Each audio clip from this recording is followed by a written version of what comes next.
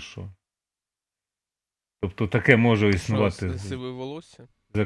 Ну я б що, показував його, чи що? Я за Назара кажу, Назар показував. Де? Сиве волосся на лобку. На голові і так видно. Яйця сивіють, ти що? Так. І то все. Ой, тепер ми точно в ефірі. Не факт. В етері. Не факт. Добрий день. Я не знаю. Вечір, друзі. Я не знаю. Я Так, вже почув точно. ці звуки, дивлюсь на відлік. А, то ти молодець. Тому я так підозрюю. Єлена Падалко, Тому вітаємо на рівні на підозрюю, каву. що ми почали. Так, ми почали, в принципі, і ми не закінчували справу в тому, що... І... Так. У нас Ага, сьогодні насичена програма. закінчиш тут. Насичена програма. Назар, бачите, напіводужав. Каже, що в нього є сиве волосся. Бажаю здоров'я, пане Назаре. Альфред Кох таке от пише. Дякую вам. Героям слава. Це не справжній Альфред Кох. Ну, це Знаєш, не що про таке себе, Альфред Кох? звичайно. ж, так? Чи ти не знаєш, що таке Альфред Ні, не Кох? знаю. Це колишній російський урядовець, тепер живе в Берліні, якщо не помиляюся. Він постійно сидить в ефірі з Євгенієм Кісельовим. Альфред Кох. Євгеній Кісельов. Євгеній Олексійович, Хто? не Дмитрій, Євгеній Олексійович Кісельов. Барін такий, з вусами, Зрозумів. знаєш, який довго говорить, який колись вів програму «Ітоги». В нього ще НТВ не вийшло ніколи, він все згадує про НТВ. Ніби це вчора було, це вже було бозна коли. Як тільки Путін прийшов до влади, він цю багадільню розігнав і утворив нову багадільню. Так, ставимо вподобайки і підписуємося на канал Ukrainian Media Network. Ми що, для кого ми працюємо? І ясна річ, що дзвіночок не забуваємо, ставимо гроші на ЗСУ. У нас там йде зараз збір, з'являться 2 QR-коди ЗСУ з шампанське новий світ 2006 і Щирик F-16. Там 58% на ЗСУ вже, а Щирик застряг ще з учора на 40%. Все у ваших руках, все у ваших силах, будь ласка. Та що ж таке? Всі тут мені бажають здоров'я, ну як всі. Вероніка, наприклад, І дякую я. вам. Ігор Тороус, дякую, Рома, дякую, Ігоре. Всім дякую. Будьте ви здорові фізично, психічно, як завгодно. Тому що тут кукуху треба тримати все-таки міцно, як ви розумієте. 2 роки повномасштабного вторгнення. І це Завтра. дуже, в принципі, воно впливає. Як не крути, от Ми завтра це ми обговорювали будемо в етер етері, поза етером. спецетері. Так, ми от етер поза етером це Ага. обговорювали, в принципі, і так воно і є. І так, треба триматися купи і розуміти, що разом до перемоги. Руслан Арац, вітання з Нью-Джерсі. Дякуємо. Ольга Полтараченко, вітаю з Грузії. Назару та всім міцного здоров'я та гарного вечора. Дякуємо.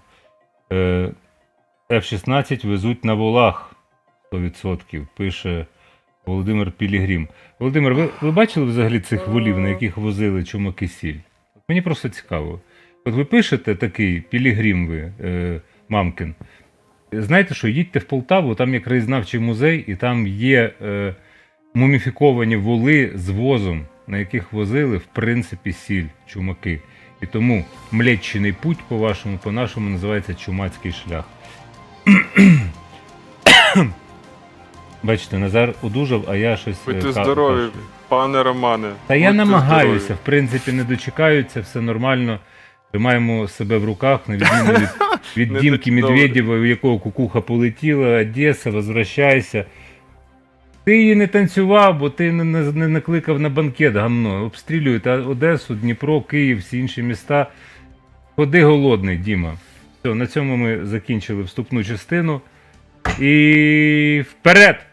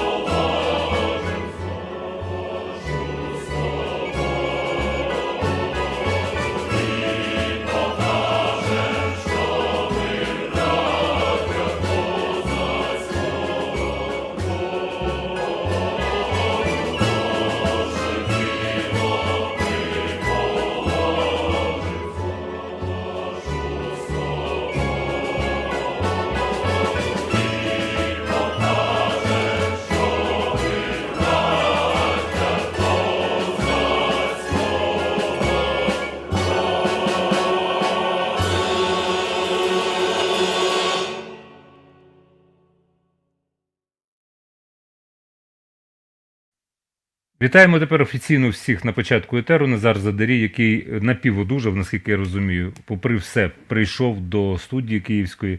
Завтра о 12-й у нас спеціальний етер, оскільки завтра буде 2-річчя Великої війни. І не забуваємо, що 20 лютого ми все ж таки теж наголошували, що вже 10 років триває війна, фактично з Російською Федерацією, яка напала на Україну 10 років тому.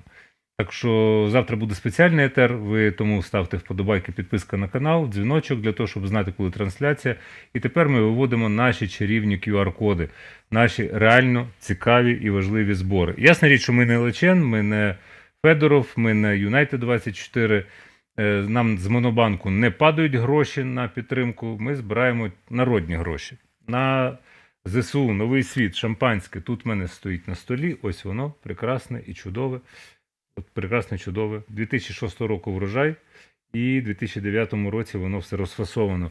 Кримське шампанське зроблено в Україні, в Криму. І літачок F-16, який невпинно, але наближається до України, наприклад, з Данії, ми сьогодні про це будемо говорити, і не один, і я так як цей чарівник третій, ну і так далі, може летіти ескадра. Це наш заохочувальний приз тим, хто ставить 100 по 100 гривень нам. Щирик. Давайте, щоб котики стрибали, Назар радів і одужував, не лише малиновим варенням лікуватися, так би мовити, і неактивним клізмуванням, та так збивають температуру, не дивуйся, не треба очі круглими робити. Це я пропоную лікуватися щириками F-16. Так. І тепер сьогодні 23 лютого. Сьогодні 23 лютого, як я зрозумів зі слів Іллі, у Василя сьогодні день народження. Ну, це один з нашої К-команда, Василь. От, в принципі, Василь, тримайся. Василь, з днем народження. Ходи здоровий, будь дужий, не будь як Назар, не хворій.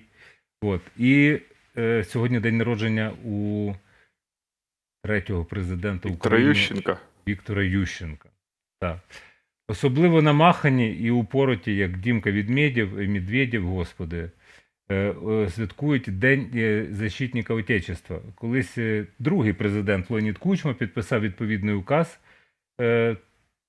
Він поки що не пішов, так би мовити, слід у слід за Кравчуком. От. Але він підписав свого часу указ, і ми теж чомусь в Україні незалежно відзначали 23 лютого День захисника вітчизни. Тепер це не відзначається, як ви розумієте, декомунізація відбулася.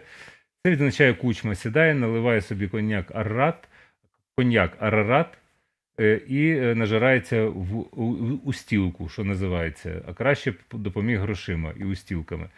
Так, насправді ця історія не просто так про Кучму і коньяк Арарат. Там була на СТБ, бачу, я трохи переливаю формати, не Радіо Рома, але на СТБ була у нас Маргарита Трубачова, така була журналістка, яка їздила з Кучмою, ну так званий пул президентський, відрядження, і вона постійно розказувала, що як Кучма до неї залицяється. Тобто це був такий харасмент до журналісток, він не лише до Маргарити залицявся.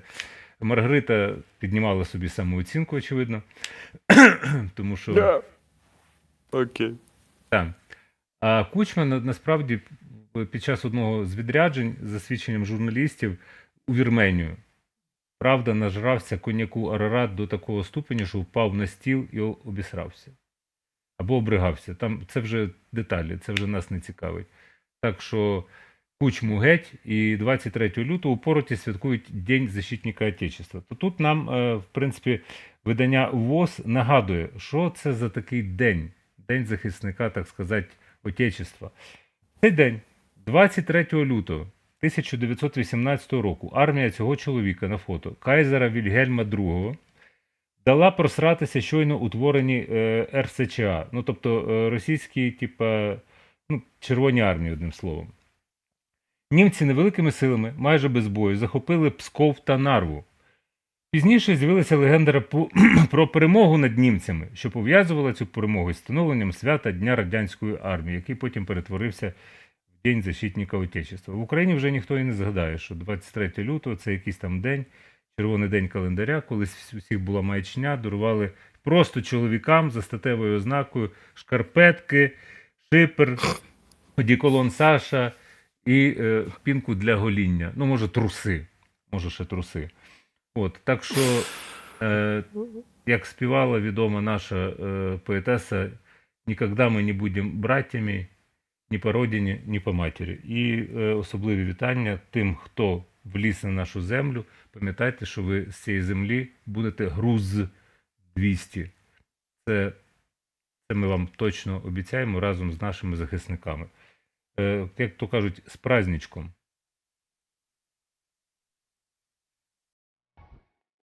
Під п'яне гикання і звуки російської гармонії вони нас вбивали, морили голодом, розпинали по червоних катівнях і відправляли у вічну мерзлоту сибірських таборів. Вбивали доти, доки у миролюбній хліборобській нації не прокинулося щось страшне.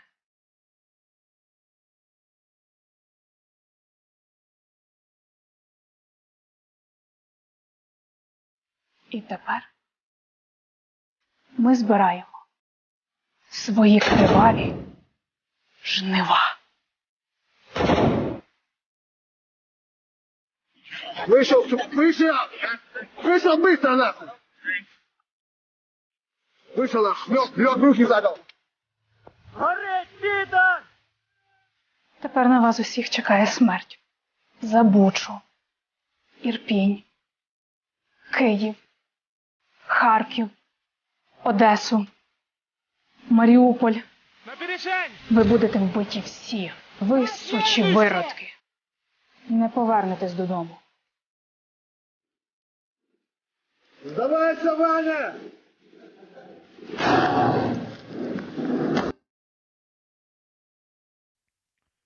Так, дійсно на цьому все. Наші глядачі пишуть. Вас тут поруч з вами Катя Супрун чмута допитує. Дивляться 5 тисяч. Ну а як ви хотіли? Це наша інформаційна валькірія Катя Супрун допитує чмута. Нормально дивляться. Ви теж дивіться, ставте вподобайки. Зрештою, це все можна дивитися в записі. Що нас, що чмута. Ніхто не заперечує, тому що навпаки, я навіть закликаю підписуватися на наші дружні, прекрасні, паралельні, партнерські YouTube канали. Зокрема, на Назара Задаря підпишіться. Я знаю, що він відзняв чергову програму, мій формат. Я знаю з ким, але вам не скажу. Нехай це буде таємниця. Пані Рюкзачок, я би її назвав. От. І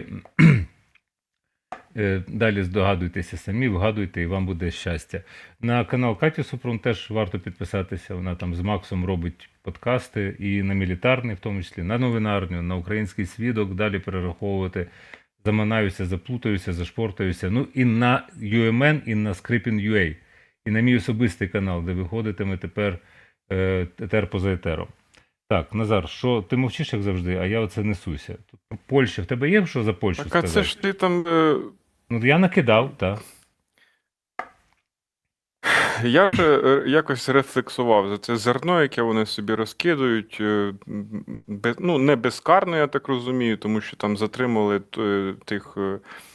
того чувака, який там проросійські гасла там щось висловлював і так далі.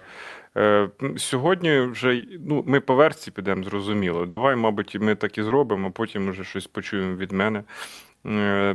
Тому що там знову ж розсипають у Польщі ось на станції Рогуськ, невідомий ріпак, це здається, так називається. Так.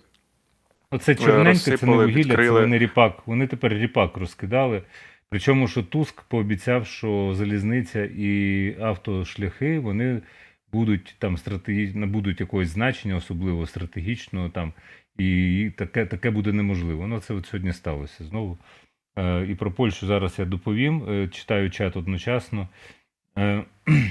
Мало вас, Катерина, всіх глядачів потягнула на мілітарне. Ну, нехай буде. Ну, хто ж, слухайте, хто тут буде ревнувати, ну, в принципі, нічого немає. Апарай Journal. Це не конфлікт інтересів. Ви б могли працювати одночасно на п'ятому і, скажімо, на плюсах. Слухайте, не порівнюйте, так сказати, палець з, ви самі знаєте чим. Це YouTube канали. Тут, і якщо це партнерський YouTube канал, всіх не можна злити в одну посудину. Та? Тобто мілітарний є мілітарний. Тут ніхто не забирає їхньої специфіки з керування. Ми є, скажімо, 3 інформаційні студії, UMN на день. Тобто ранкова, денна і вечірня. І тому ви не Не порівнюйте. Телеканали, там, де всі ревносно, по-перше, вони називають торгові марки, по-друге, вони, не дай Боже, послатися на свого конкурента, тому там, не дай Боже, щось ще. Так, і одночасно, то ви знаєте, багато людей одночасно, ті, що за кадром, працюють на всіх телеканалах, вони тупо заробляють гроші. Це стосується тих, хто за кадром. Можуть бути редактори, техніки, а от ведучі ні.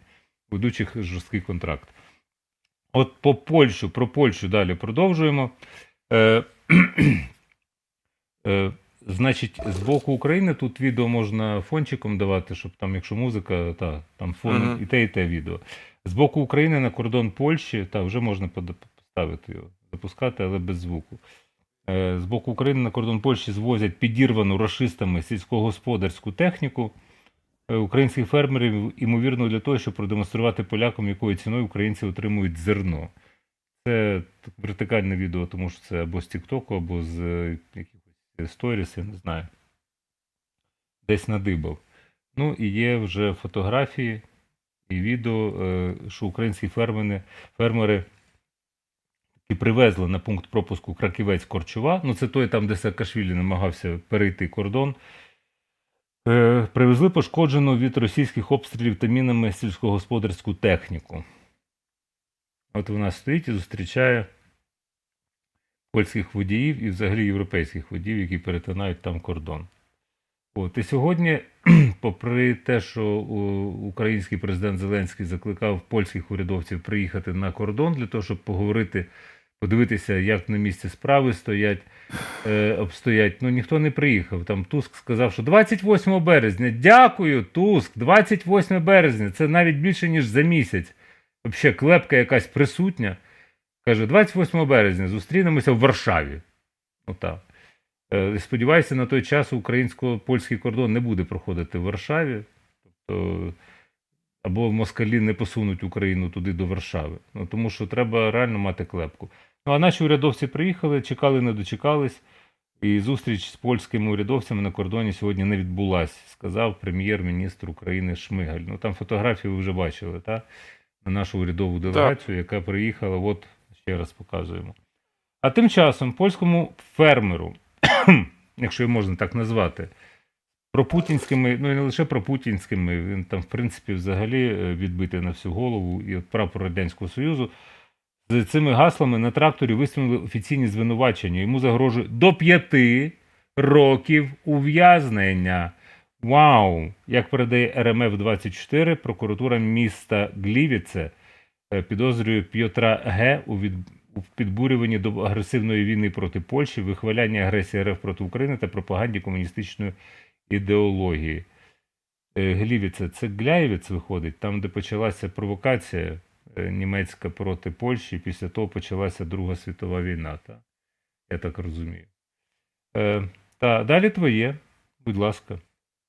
Будь ласка, далі моє, і про цю на реакцію на цю всю ситуацію про мою. Я, чесно, якісь в розгубленості, і такі, знаєш, такі годілки відбуваються. Ти думаєш, ну це ж поляки, вони там начебто нас підтримували, ми ж сусіди, оце все, а тут такі палки в колеса. Ми сподівалися, що на уряд Туска, що воно там все після виборів якось воно розсосеться, виявляється, воно нічого не розсасується.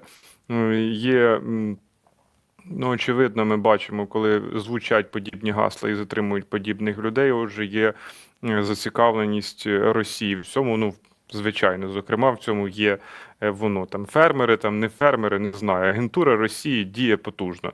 І це так і є, і це не тільки стосується Польщі, а стосується навіть Сполучених Штатів Америки, навіть всіх європейських країн і країн Африки, ну так би можна сказати, з таким розмахом.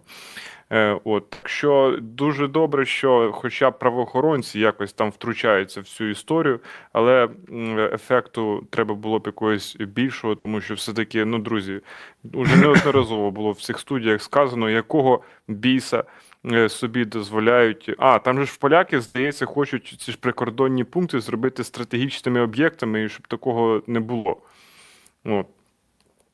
з їхнього боку ніяких там протестів. Ну нічого вони там, але це треба зробити стратегічним об'єктом або цілу дорогу до Варшави, щоб там не було ніяких перешкод подалі від кордону. Вони вже говорили вглиб про Польщі. залізницю і всі Тому що- автошляхи. Вони говорили про всі автошляхи і всі залізниці.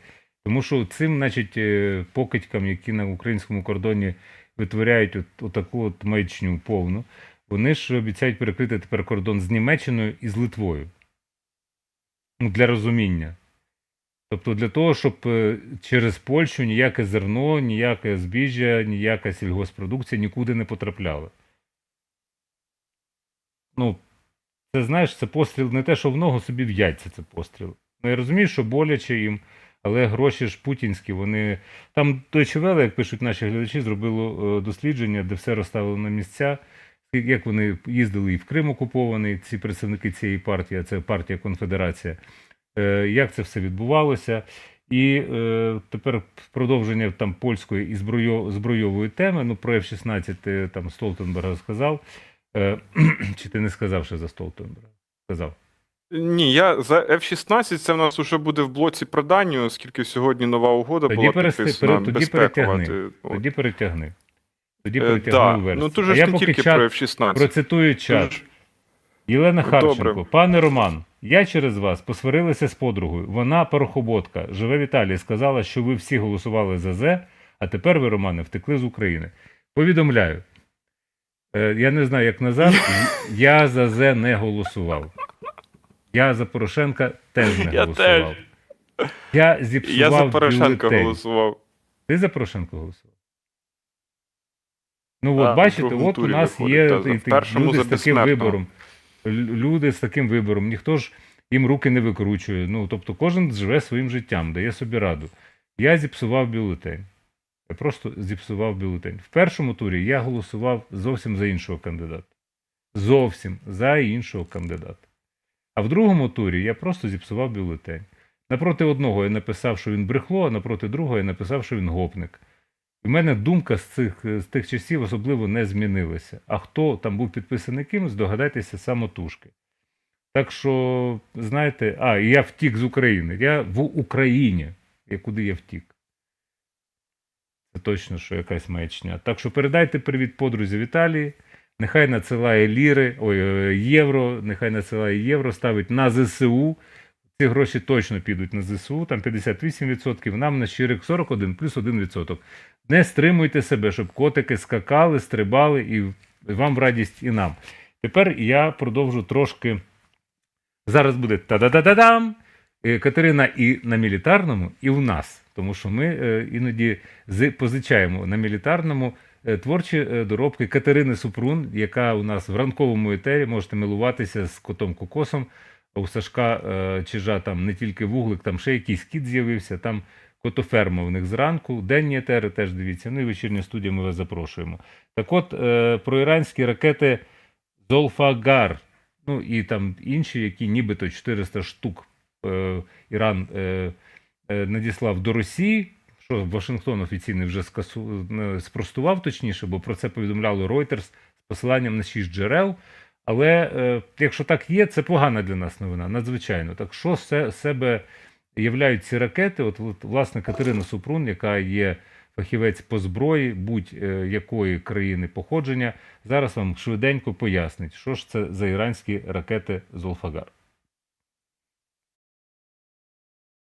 22 лютого і мілітарний доповідає про іранські ракети, які могла отримати Росія. Чому могла? Тому що фактичних підтверджень наразі цьому немає. Але журналісти Reuters з посиланням на іранські джерела повідомили про передачу росіянам 400 балістичних ракет сімейства Фатех-110, зокрема ракет Зольфагар. Це балістична твердопаливна ракета середньої дальності, яка може запускатися як з мобільних, так і стаціонарних пускових установок. Вперше вона була представлена у 2016 році. Тоді ж її почали серійно виробляти. Дальність ураження цілей цією ракетою 700 плюс кілометрів. Зольфагар – це вдосконалена іранська ракета Фатех-110. За іранськими джерелами відомо, що її довжина 10,3 метри. В діаметрі вона близько 70 сантиметрів, а вага бойової частини 500 плюс кілограмів. Особливістю Зольфагар є те, що перша ступінь ракети відокремлюється. Це ускладнює її виявлення на фінальному відтинку шляху, а отже і перехоплення, на відміну від, наприклад, російської ракети «Іскандер-М» або південно-корейських ракет КН-23. Іранці називають свої ракети високоточними та заявляють, що кругове ймовірне відхилення складає близько 10 метрів. Разом з тим, достеменно невідомо, які саме системи наведення використовуються в ракетах «Зольфагар». Є інформація про те, що в ракеті є оптикоелектронні системи, які дозволяють коригувати ракету на фінальному відтинку шляху. Зауважимо, що на носовій частині ракети є аеродинамічні рулі, які можуть забезпечувати коригування. Також в іранських джерелах стверджують, що ракета невразлива до засобів подавлення навігації. Вперше Іран застосував ракети «Зольфагар» в червні 2017 року для удару по базах терористичної організації ІДІЛ в провінції Даїр-ес-Заур в Сирії. Тоді корпус вартових ісламської революції застосував 6 ракет. У КВІР заявили, що всі вони вразили ціль. Однак аналіз армії оборони Ізраїлю показав, що удари не були точними. По-перше, зазначили, що ракет було 7, а не 6. По-друге, що частина з них впала в Іраку, не досягнувши Сирії. І лише одна досягла цілі в Даїр-ес-Заурі, а одна впала в сотні метрів від цілі в місті Маяддін. В Ірані на це відреагували і заявили, що в Іраку впали якраз ті частини ракети, які відділяються від неї. А всі ракети досягли своїх цілей. Ну тут все як в росіян. Куди б ракета не влучила, вона все одно досягла своєї цілі. Але це не все, тому що аналізували відео ураження і незалежні аналітики. Їхні висновки збігаються з ізраїльськими, тобто 2 ракети досягли зони, де розташована ціль. Одна влучила у відкриту місцевість, а інша у будівлю поруч з тією, яка була основною ціллю. Але це був 2017 рік, і чи доопрацювали іранці свої ракети зараз, невідомо. Крім того, неодноразово заявлялося, що угода між Росією і Іраном може бути укладена також за рахунок передачі певних технологій. А у 2019 році у США назвали іранську ракетну програму дедалі точнішою та складнішою. Щодо передачі ракет від Ірана Росії, ця інформація з'явилася ще в 2022 році. Це був жовтень. Тоді у Вашингтон-Пост повідомили, що готується угода про передачу росіянам додаткових ударних дронів та балістичних ракет малої та середньої дальності. Йшлося про сотні безпілотників і сотні ракет. На цю інформацію відреагували у Білому домі, заявили, що в разі передачі ракет будуть введені жорсткі санкції, які в тому числі стосуватимуться третіх країн, які допомагають Росії та Ірану. На тлі цих заяв з'явилася інформація, що Ізраїль може передати Україні свої балістичні ракети, якщо угода між Тегераном та Москвою стане реальною. Але це все було у 2022 році. Після цього інформація про передачу іранських ракет в Росію затихла, але співпраця між Росією та Іраном процвітала. В березні 2023 року з'явилася інформація про те, що росіяни вагаються прийняти іранську пропозицію по ракетах через тиск Заходу. Але водночас має дефіцит власного озброєння такого типу, тому угода про передачу ракет може бути реалізована. І от вже майже через рік, у лютому 2024 року, коли Україна має підтвердження використання росіянами північно-корейських ракет, маємо і інформацію про ймовірну передачу росіянам іранських. Звісно, офіційних заяв не від Москви, не від Тегерану про цю угоду не буде. Як не було і про передачу від Ірану Росії ударних безпілотників. Підписуйтесь на Мілітарний, читайте нас, будете знати більше. Ставте свої вподобайки і побачимось в наступних відео.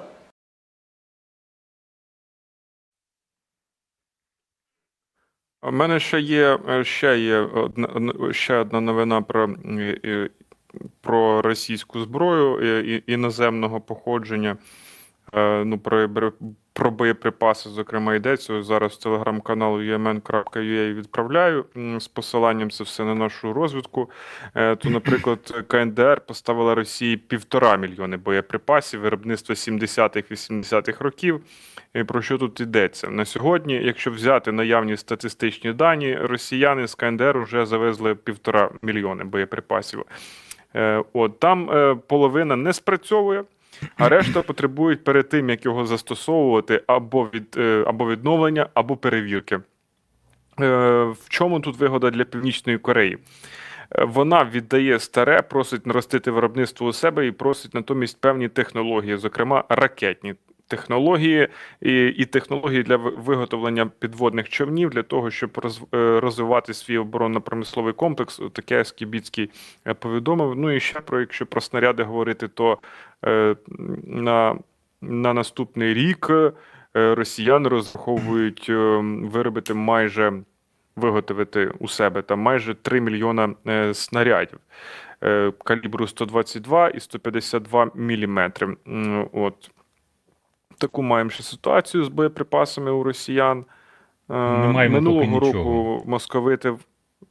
Насправді не маємо поки нічого. Інформація поки що. Насправді ми не маємо поки нічого, тому що те, що повідомляє Reuters, те, що росіяни говорять, що ось ми виробимо стільки снарядів, тут треба ж виходити з об'єктивної реальності. Я ще раз кажу, що наша робота – це 150 разів повернути предмет з усіх боків. От як літак F-16, як цей от заохочувальний приз, той, хто поставить ширик, його можна роздивитися з усіх боків. І тоді ти знаєш більше, ніж ти дивишся на якусь картинку. Тут баталії, Назар, тут що... Скільки можна гавнякати нашого президента? Там, що ви оце? Там, мені здається, там вони критикують Зеленського. А мені здається, вони дуже лояльно ставляться. Ну, це глядачі. Друзі. Пишуть в чаті. Ще... Всім здається, щось здається. Насправді за нами не стоїть Офіс президента, олігархи. Ми не в марафоні «Єдині новини». Нас не фінансують з бюджету. Нас фінансує наш глядач. Наша робота дуже проста, критично ставитися до будь-якої події. Тому всі ці постачання зброї, ми вчора з Настю це обговорювали, дуже часто і західні країни, тобто євроатлантична цивілізація, просунута, теж дуже часто надуває щоки. Тому що вчора я згадав, нам обіцяли 1 мільйон боєзапасів, тобто 1 мільйон набоїв. Де цей мільйон? Виявилося, що його немає. Тобто щочки надули і тут же здулися.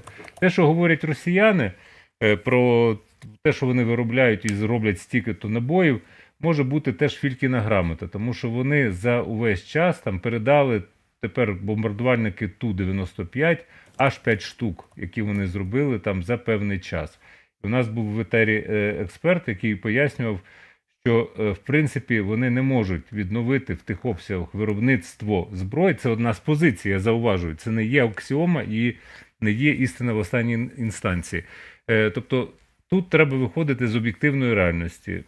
Просто рахувати кількість обстрілів з боку Росії, яку кількість ми маємо, тому що, пам'ятаєш, була інфографіка, а скільки в Росії там іскандерів, там крилатих ракет, а от вони все вистріляють і все скінчиться. Ні, все не скінчиться. І хто кому що постачає, ну от корейські ракети, там північно-корейські, вони вже стали фактом. Маркування вже розібрали, з'ясували, так само, як і їхній цей, як воно, що вони запускали там, ніби гіперзвукове, а вийшло, що не гіперзвукове. Там 2 ракети по Україні вони випустили. Я в них вже плутаюся в цих назвах. Ну, бардам, бардам, бардам. Циркон, Ром, точно. вибач, Міла Гайдай, вона суфлер, знаєш. Циркон. Вони випустили циркон. Путін сьогодні хвалився, що циркон тепер буде поставлено на озброєння. Тобто вони вже 2 вистрілили по Україні, а тепер буде поставлено на озброєння. Ну, так що тут треба дивитися на об'єктивну реальність. От коли є об'єктивна реальність, є факти, тоді легше. А залякувати Іран зробив 400 ракет для Росії вони зробили? А на яких потужностях вони зробили 400 ракет? Звідки корейці роблять? І ти кажеш, там набої корейці постачають 70-х-80-х років? Ну, молодці, прапор в руки, електричку на зустріч, електричка Кім Ір Сена вам на зустріч. Так що... Тут є дуже гарна новина, яку я маю повідомити нашим глядачам, тому що схоже, ну поки що це пишуть в Телеграмі, що збито ще один А-50. Я читаю у нас в чаті про це. Ну, перевіряй інформацію, тому що зараз ми переходимо далі до хронік з фронту, там почитали чат. Дивіться, 58% на ЗСУ вже і 42% на щирик. На щирик хочеться 50%, а на ЗСУ 65%. Давайте рухатися вперед, активніше ставимо. Якщо Гороховський раптом з Монобанку побачить ці QR-коди, то нехай Гороховський поставить не тільки United 24 на Сібебі, а й тут на ЗСУ хай поставить. Чому? Ми не проти будемо. У нас нема таких спонсорів, це все народні гроші. Танк Ебрамс, чи Абрамс, як правильно? Абрамс. Абрамс, Мрія мабуть, я так Аркаші не Бабченка, знаю. на якому він хоче виїхати на Червону площу, тобто на Красну площадь до Дуже Кремля. Так от, він поки не в Аркаші, він в 47-ї окремої механізованої бригади, він кошмарить кацапів в Степовому. Перші кадри роботи цієї американської бойової машини в нашій війні, от це вже поширило, ну 47-ма бригада, власне, поширило, Deep State це теж поширило. Я в них це позичив на їхньому телеграм-каналі. Ось так він працює. Ну там музичку наклали, як завжди. Тому замість музики мій чарівний голос Джельсаміно був на тлі. Далі в тебе інтерв'ю Зеленського Fox News. Оце. Так, мене все устраює, знаєте, але Особливо липень. Особливо липень. Ой, особливо липень минулорічний був жорсткий. В чому справа? Що президент Зеленський каже, що якби були вибори, то його все одно б його обрали. А от мене, знаєте, я такий думаю, як це таке слово підібрати? Яка самовпевненість? Ось прям наполеонська самовпевненість. Я б так сказав, ну чому наполеонська? Тому що я ось фільм подивився «Наполеон» нарешті. От, і чому Наполеон же йшов на Росію, громив російську армію з союзниками, потім при відступі московити Москву спалили, за сюжетом цього фільму, так, але далі це військо було от просто виснажене морозами, ну і словом, довелося відступати зі знищеною армією, тому що армія цих морозів не пережила. Хоча тоді Наполеону радили, типу, давайте ж, ну, за сюжетом цього фільму, я історичних книжок з цього приводу не читав, але от про самовпевненість. Йому радили в цьому фільмі, давай відійдемо до Польщі, перечекаємо зиму, а потім будемо далі доганяти росіян і знищувати їхнє військо. На що не погодився він так. От, і врешті ми бачимо ці результати наполеонівські, вони до чого призводять. От, і тут я такі дивлюся, ну це теж якась така надмірна самовпевненість, тому що якщо слідкувати за цим полем і те, що відбувається зараз журналістами, як звільнення Залужного вплинуло, я думаю, що на рейтинги це вплинуло. Вони за цими рейтингами слідкують. Я думаю, ще як вплинуло, і багато всіляких таких косяків, знаєте, і кадрових, от і все. І це все воно призводить до зниження рейтингу, а навпаки, якби там не було. І на що орієнтуватись? Ну, це зараз я теоретично все кажу, тому що якби там реально, якби теоретично Зеленський попав в пару в другому турі з Залужним, здогадайтесь просто, хто б в цій парі от просто переміг. При тому рівні довіри, яке є у Залужного. Що тут думати? Ти порівнюєш знову-таки, ну, непорівнювані речі. Тут все зрозуміло. І прямо ти так емоційно реагуєш, ну я б менш емоційно реагував. Тобто Залужний – це Залужний. Кожен з нас є людина. Ну, по-перше, треба зрозуміти, тут ми говоримо з тобою про психологічне страшне навантаження на всю країну. Ну, ті кому не байдуже. От власне, на цих людей є шалене навантаження. І багато людей скаржаться, попри те, що ми так бадьоро в етері сидимо, ну, тобто є факти безсоння, постійно нав'язливого стану, там бувають депресії у людей. Але от бути Залужним або Зеленським зараз, це надзвичайно важко це витягувати. От правда, це важко витягувати, це треба усвідомити.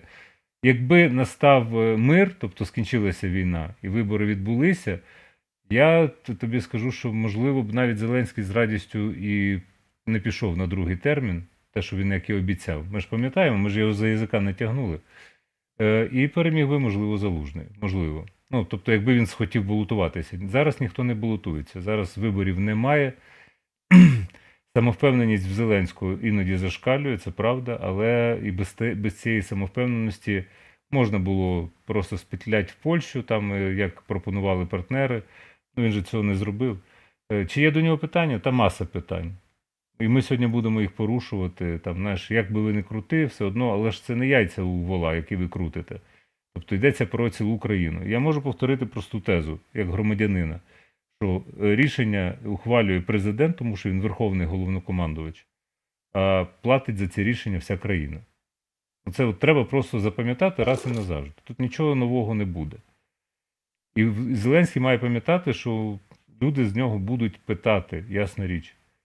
Не можна буде списати, та я ж президентом був під час війни. Дивіться, ми ж рятували разом країну. Так, кожен рятував. Тут зменшувати внесок кожного не можна. Там навіть якщо 5 гривень, то це вже внесок. І я до чого веду, що оця от морський бій, так званий, анонсований, там за 2 доби зібрали понад вже 200 мільйонів гривень. Ну, молодці хлопці. Ну, там у них є великі спонсори, і вони про це теж відверто говорять. Вчора з Настю обговорювали. Хороша акція, але не треба її прямо так показувати, що це прямо на народні гроші. Та? Тобто це називається бізнес-цивільне партнерство, напевно. Тобто люди теж ставлять, але левова частка коштів надходить від бізнесу всяких напрямків. Але мені подобається. Вам сподобається цей морський бій разом з Юнайтед-24, Монобанк та Стерненко. Ну, там не тільки Стерненко, там Личен ще фігурує. Запускають перший збір на легендарні морські дрони СБУ Sea Baby, і мета зібрати 297,5 мільйонів на 35 човнів, ну тобто фактично 300 мільйонів. За внесок 8,5 мільйонів гривень можна дати човну ім'я. Це морський бій, твій донат, твій хід. Красива компанія. Я лише підтримую, тут не буду нічого говорити зле або щось буркотіти, як буркут.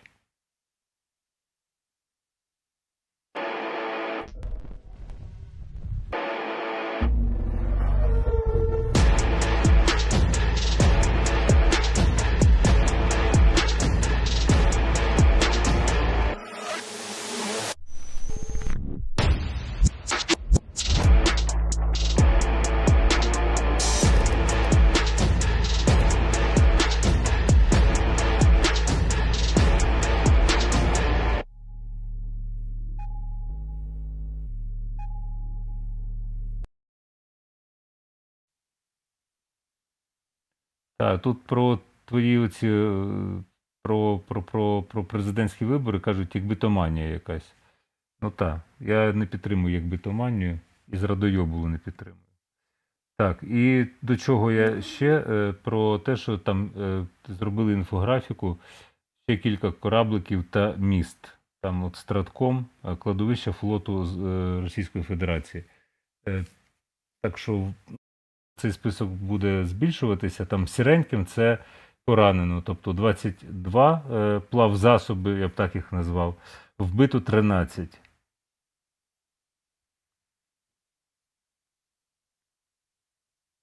Отаке от. Опа. Що є? Так. Що А-50 там збили? Ну, дивіться, зараз щодо цього літака 50, це жирна ціль. Ну, давайте казати чесно, це не те, що жирна, ціль. це супержирна ціль. Це просто як Сівоха в російській авіації. Правда, Сівоха вже покійний. Чорні жарти. Ну, це зараз тільки російські воєнкори там пишуть, зараз тільки на рівні такому інформація розповсюджується. Наприклад, один із них пише, що снова А-50, снова тот же район, ой, противник снова ни при чому, пуски були із району Маріуполя. Ну так, якось вони так люблять, знаєш, не казати, що це ось ворог збив, це ми самі збили. Вони так кажуть завжди. Та у нас цих А-50, що це лунає. у нас цих А-50, ми їх збиваємо просто від того, що нам нудно. Ну, в принципі, А-50 тут запитує Тетяна Дерев'янко, що це за А-50. А-50 – це літак-локатор, фактично, який здіймається на висоту і виконує керуючу функцію. Тобто кожен літак має радари, визначає там. От їхні Су і 25 мігів, ця вся штука, у них радар не такий, глибина його визначення потенційної цілі, вона не дуже висока. У F-16 вона вища. І взагалі у натівських літаків йдеться і про Міраж, і про Гріпен можна говорити, вона набагато вища. А-50 – це літак радару, там така от штука в нього кругла, на ньому присобачена. І от він визначає, тобто він сканує простір, визначає, які цілі, які є перешкоди, тобто це літаючий радар. Гриб, як каже Роман Іванишин, так воно і є. І літаючий, Влад Старовойтов пише, літаючий командний пункт. Воно так і є, і тому це дуже жирна ціль, дуже жирна. Ще воно жирно є. тому, що на Росії таких до того першого збиття 50 в Азовському морі, над Азовським морем, точніше, таких тоді повідомлялося, що у росіянців щось 8 чи 9 штук. Ну, зараз буде а там літає 5. 7 чи 8 штук. Давай скажемо так, а літає 5. Але один А-50 було пошкоджено в Білорусі дроном. Ну, тобто його оцей головний прилад, який на собі носить було антенну, таке. от воно була пошкоджена в Білорусі, тобто дрончиком. Так, я нагадую, що ми збираємо на ЗСУ, і тут заохочувальний приз «Шампанське. Новий світ», Брют Кюве. Це от в мене прямо тут. Тин-дин-дин-дин-пим. Ставимо по 100 гривень і ні в чому собі не відмовляємо. Що таке 100 гривень – це нічого на сьогодні. Але тоді у вас з'являється шанс, коли буде рандомно визначено. Була лінза Залужного, тепер у мене гільза. А тепер у мене шампанське, Брют Кюве. І літачок, ось цей F-16. У нас тут вже з'являються блукаючі F-16 в Україні, які збивають 7 літаків за 4 дні. Сушок йшла Саша по шосе і сосала сушку. Так, і, власне, і так от і А-50 збили, каже Назар, що підтверджується інформація. І не забувайте, що на ЗСУ ставити гроші – це важлива історія на будь-який збір, який вам подобається. У нас своя історія, там у Сібейбі збирають 300 мільйонів. Ясна річ, що ми тягатися і змагатися з ними, сорівнуватися не будемо, в кого довше донейт. Давайте ми будемо тупо робити свою справу. Не тупо, а розумно. І тут піськами мірятися ні з ким я не збираюся, в тому плані, хто крутіший по зборах. У кожного є своя аудиторія, різні домовленості. У нас це народні гроші, тобто ваші глядацькі, які потрапляють потім на ЗСУ конкретним людям, яких ми знаємо, а не просто так в нікуди. Та? І ми звітуємо за ці гроші теж, як і хлопці, які їх отримують. Ну і щирик F-16, будь ласка, теж накидайте, це для нас важлива історія. А хлопці, там, які на фронті, вони вас зараз навчать, як збирати гроші. Можливо, для вас це стане аргументом того, щоб котики стрибали у нас в етері. Просимо. Пожалуйста, дай денег, ухилянт! Ну і все, такий коротесенький ролик. Дай денег, ухилянт. Якщо ти вже ухилянт, то хоча б допоможи копійкою фронту. Далі для Назара. Спеціально я збираю інформацію, яка стосується Криму. Партизанки руху, зламавка, рано вранці, в Керчі, конфіскували в лапках, ну тобто зняли десь прапор окупантів і влаштували фаєр-шоу на березі моря.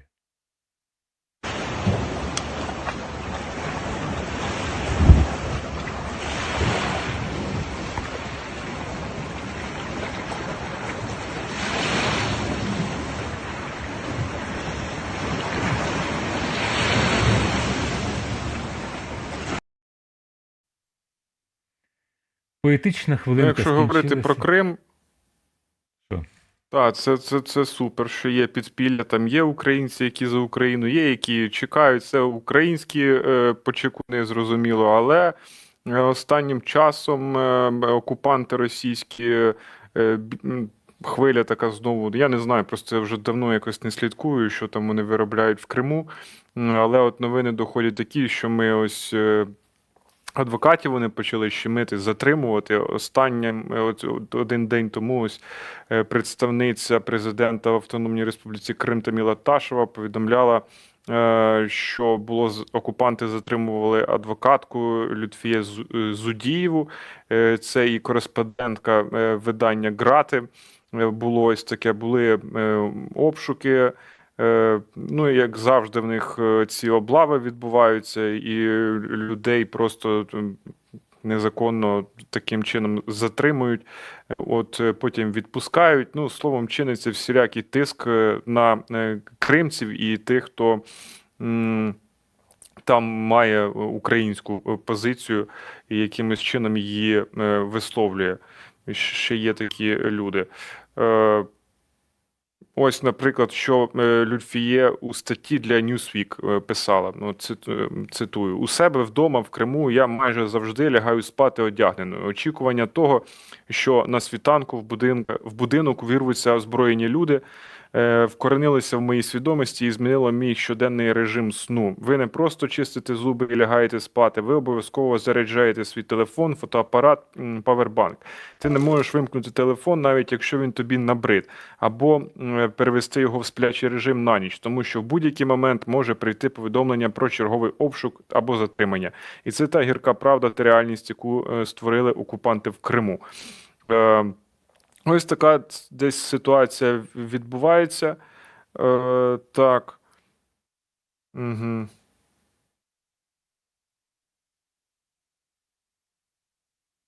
От, і це вже такий другий випадок за останній час. Ну, це в Криму і серед кримців це відомі люди, тому що вони захищають всіх, ну, Лютфіє Зудієва, там, Еміль Курбєдінов, інші адвокати, і громадські діячі, які там досі перебувають і ходять на суди, підтримують українських громадян, так, яких судять, чи затримують, чи викрадають, і вони постійно тримають на контролі ці всі справи. Там є і активісти Кримської солідарності, які теж за цим це все висвітлюють.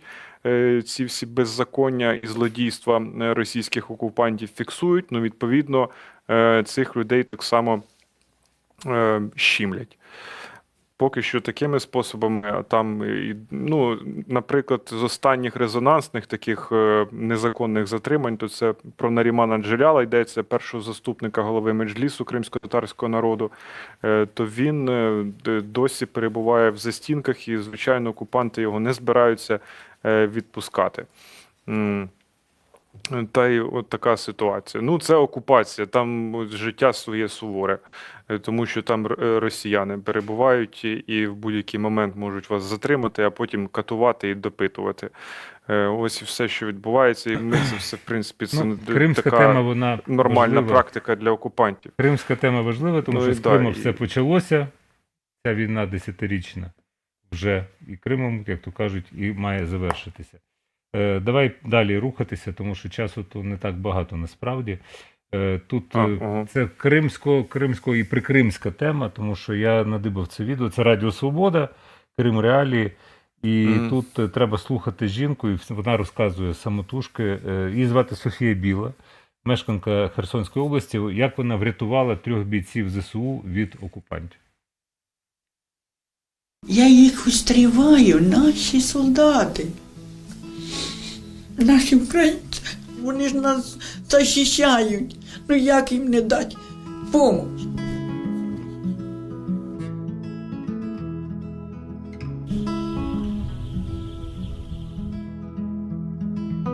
Наші вже назад не втекли. Вони не мали, їх укрутили. Дуже багато погибли наші солдати. Було наступлення, а на другий день він пішов, дав їсти собаками там у сусідів. А один із солдат наш кричить: мужик, мужик, каже, забирайте нас, де перший. А вони знали, що Женя ранений. Що попало наше? У дочки взяла вещи, штани, там, кофти, там, що, їх передівали. Женя, було йому 24 роки, з Одеси. Сергій, з Одеси. Він був такий, як старшенький, і він був як врач. Він лічив їх. А Тьомчик, 24 роки, з Києва. Автомат чоловік ховав на огороді, закопав. Форми Як ото називається? Да, все, ботинки ті, все він замотав в мішок і кинув в колонки. Налітали росіяни до нас у дворі. Каже, давай, дорогой, каже, нам нравиться цей дом. Ну, у нас тут все було на ладоні. Убирайся.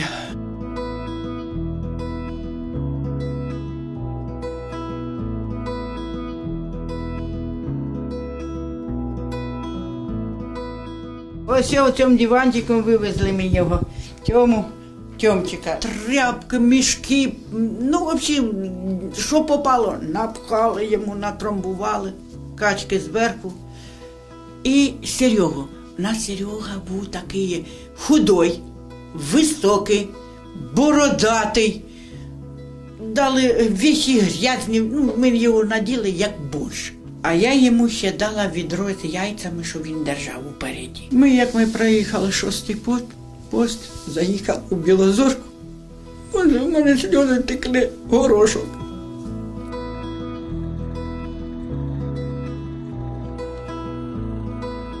Так, Женя, слухай мене.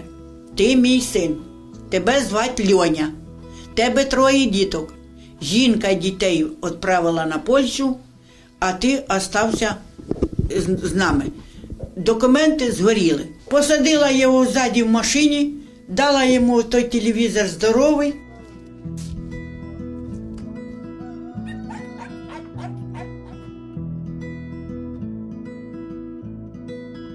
Вони до мене, як мої діти, мої синові. Мамка. Мамка.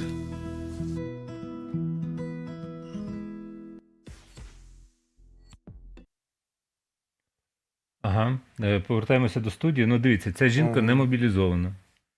Вона просто українка, громадянка України, яка робила те, що могла на своєму місці, рятуючи наших військових. Так що низький уклін таким людям, на таких людях тримається країна. Не на сальдах, на цих балицьких, цих от всіх колаборантах.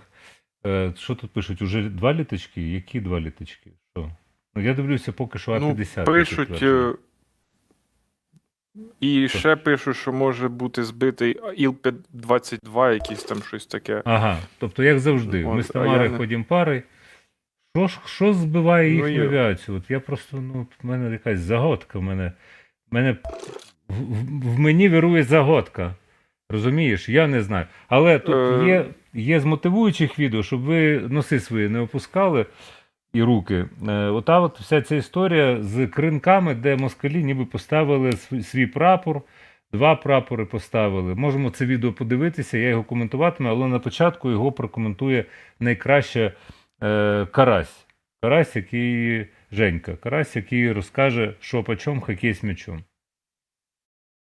Знаєте, над чим завивають зараз русаки, які навіть ще не знали, що ніхто не вижив з тих, хто ставили цю ганчірку, і з тих, хто пішов їх евакуйовувати. Навіть ще до знання того, що всі вони здохли і стали прекрасним добривом в Олешківських пісках, русаки вже вищали. Почему эти идиоты говорят для Шойгу разваленными крынками удовлетворен? Крынки – это же Херсонская область, это же наша земля. Так, і голос Жені Карася вже можна як по-дерев'янського слухати. Ти глянь, як театрально це все не читав. Бачимо, як розвалювали цих дурнів, які поперлися пхати свою ганчірку в Херсонській, нашій області, по-перше. Давайте так з цього почнемо. А оця жінка, яка рятувала наших військових, вона теж з Херсонської області. Бачите, яка різна в людей може бути доля, які перебувають на одній землі, яка називається Херсонська область. Хтось безславно дохне, а хтось рятує наших військових і вивозить з окупованої території. Оце жінка просто... Жінка, от я б сказав отак, знаєш, отак от показав би. Українська жінка. Так, ну що, далі ми переходимо. Льоха не виходить на зв'язок. Тобто він сказав, що він приймає гуманітарний цей вантаж. У нас перша тема. Ми нарешті дійшли до першої теми. ТЦК та викрадення людей.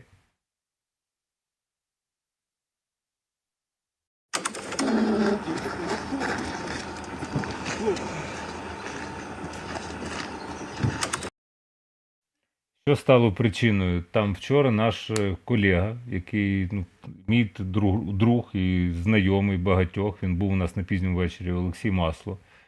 З перших же днів війни, Великої війни, не 10 років тому, а саме від 24 лютого, він утворив кампанію «Харків Хелп». Ми його промотували. Ми дуже з вами швидко тоді зібрали необхідну суму на початках. Далі Олексій не зупинявся. Він, в принципі, тут Джавелін, який у нас в студії стоїть, який людина виграла під час аукціону, досі не може забрати, привіз Олексій. Він постійно вивозив цивілів з прикордонних регіонів Харківської області, і які були тимчасово окуповані, потім звільнені. І от, власне, те, що сталося, він написав, цей день настав, ТЦК спиздили нашого волонтера в Харкові, забрали телефон і вивезли в невідомому напрямку.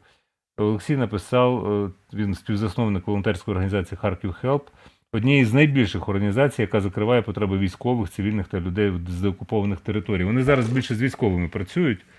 І от, власне, ми хотіли Олексія увімкнути в етер. Він ще може вийде на зв'язок, якщо ні, то завтра, після 12-ї, коли у нас буде спеціальний етер, який присвячений буде другій річниці початку Великої війни, в межах цієї 10-літньої війни, яку розв'язала Росія. Давайте, там і графіка є з цього посту, і відео, Влад. Свою думку з приводу сьогоднішньої ситуації, бо почали маніпулювати моїми дописами. Так, дійсно, це ненормально, коли вас запхають посеред білого дня в бус, розповідають різні речі, забирають телефон, тим паче, якщо волонтер, який займається 2 роки забезпечення армії. Поки питання тимчасово вирішене, але там досить цікаві бюрократичні моменти. Будемо тримати в курсі. Я сподіваюся, ми відстоїмо свого волонтера і він продовжить працювати на армію, бо він вже давно працює на армію. У нас багато запитів, навіть від командування. На жаль, держава не може забезпечити армію якісною тактичною амуніцією або тактичною медициною, але готуватися мають всі, вчитися мають всі, мобілізуються всі і на облік також мають стати всі. От що я думаю. Тож готуйтесь і підтримуйте армію як можете. Там ще картинки є, з дописів. Це я вже цитував, цей день настав. Власне, що мені Олексій ще сказав, там є комент, от в цьому дописі, комент його, очевидно, треба озвучити. Тому так далеко його, може бути, не видно. Там зараз я перейду для того, щоб прочитати з екрану. Там написано таке: а що ви думали, сидіти мовчки, прикриваючись волонтерством, отримати індулігенцію? Не топили за права людей, поки вас не торкнулося, то і немає чого жалітись. Ви просто корисні дурники для влади. Збирайте гроші, щоб в бюджеті був профіцит, який можна спиздити. Ну і наразі волонтер, якого забрали з вулиці, ТЦК вже пройшов ВЛК, за півдня вже готові оформлювати військову частину. З ним вже спілкуються рекрутери і хочуть вже сьогодні забрати до частини. Думаю, це буде цікавий кейс, як дієвих волонтерів крадуть з вулиці у військо. Цікаво, хто буде потім їх забезпечувати. Наскільки мені відомо, до цього підрозділу не найгірший варіант Ахілес. Ну, тобто, це ті, хто воюють дронами. Ну, багато таких знайомих, які воюють дронами, в мене особисто, я думаю, в Назара теж вистачає. Різні знайомі, але ж ми живемо в реальний час і в реальній країні і спілкуємося з реальними людьми. Що Олексій ще казав, і, тобто це спойлерно, якщо він завтра до нас увімкнеться, бо цю тему ми вже проїхали. Що там Карась уже написав? Олексій, коли зі мною сьогодні спілкувався, тобто він аудіоповідомлення надсилав, він говорить, що йому чомусь здається, він сам в Харкові. Харків, прифронтове місто, ми розуміємо, що це недалекий тил. Він говорить, що от в Харкові купа є валютних ресторанів, тобто дорогих таких, модних ресторанів, як не дивно, і туди ТЦК не ходить. А от за волонтерами, які вмотивовані, вони полюють чомусь Тому що вони вмотивовані, а кого ж забирати у військо, як невмотивованих людей. Але питання в тому, хто буде забезпечувати військо зборами і постачанням необхідного в оперативному порядку. От хто. І це резонно. Бачите? Тобто людину забрали і вже відправили у військову частину. Тобто вони його не відбивали там в певний спосіб і так далі. Ми пам'ятаємо відео на тижні з Одеси, як з маршрутки витягали і так далі. Це все неприпустимо, на мій погляд. Просто неприпустимо. Ну, Карась пише, А-50, А-50. Я зараз Владу в директ кину, поставимо трошки пізніше, що Карась написав. Я продовжую цю тему, тому що вона насправді дуже, дуже велика, і ми не будемо її облишати, тому що дійсно це виглядає іноді як дикунство. Дії держави стосовно тих, як вони мобілізують кого. Ну, моє улюблене видання «Українська кривда» не без цинізму, не без сарказму опублікувало відео, як сьогодні в Одесі працівники ТЦК знову запакували чоловіка прямо на вулиці.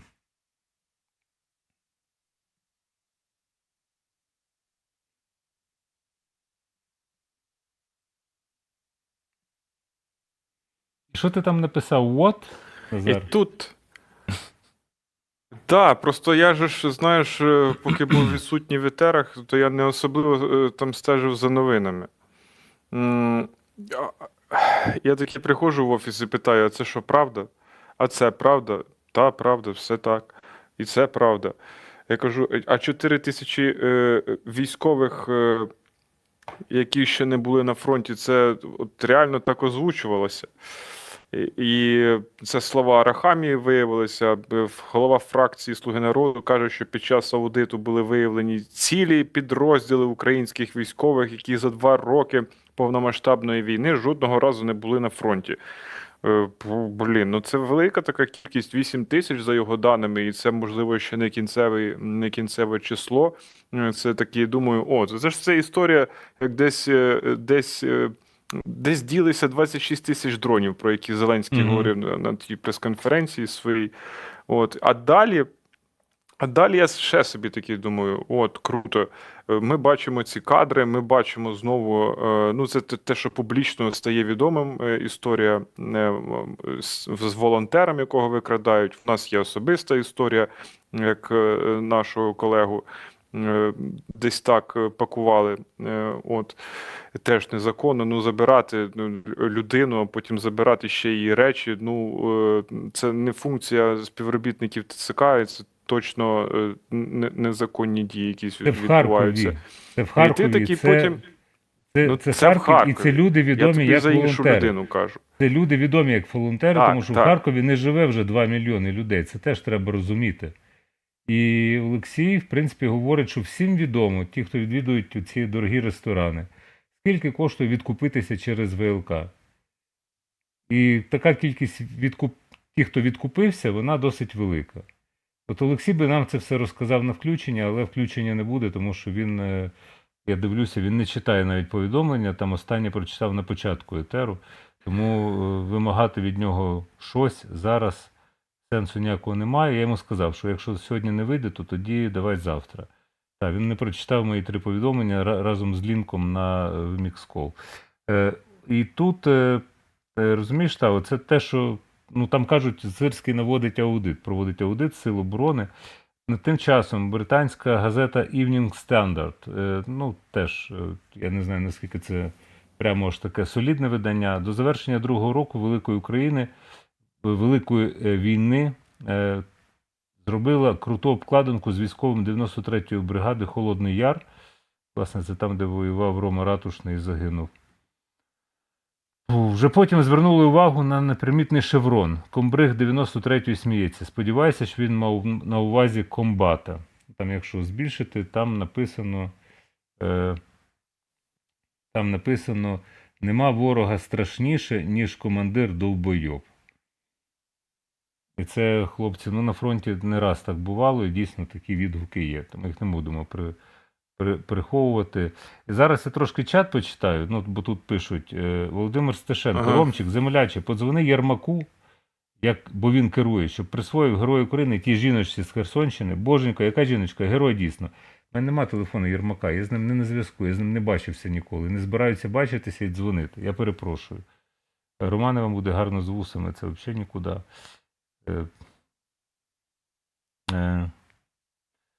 Там друге питає, капіталіст, а Скрипін на обліку? Ви знаєте, ви здивуєтеся, я на обліку. Дивуйтеся далі. І припиніть, що називається, поширювати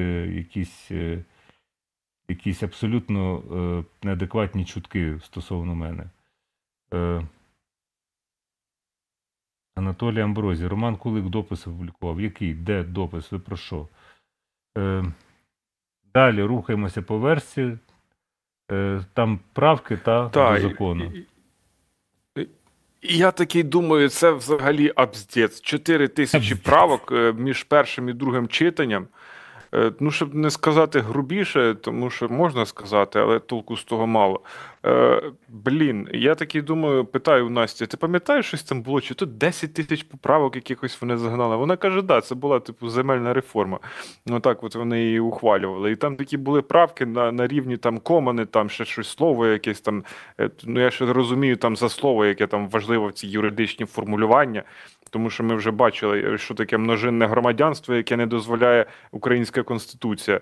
От просто знайшлися слова правильні і все.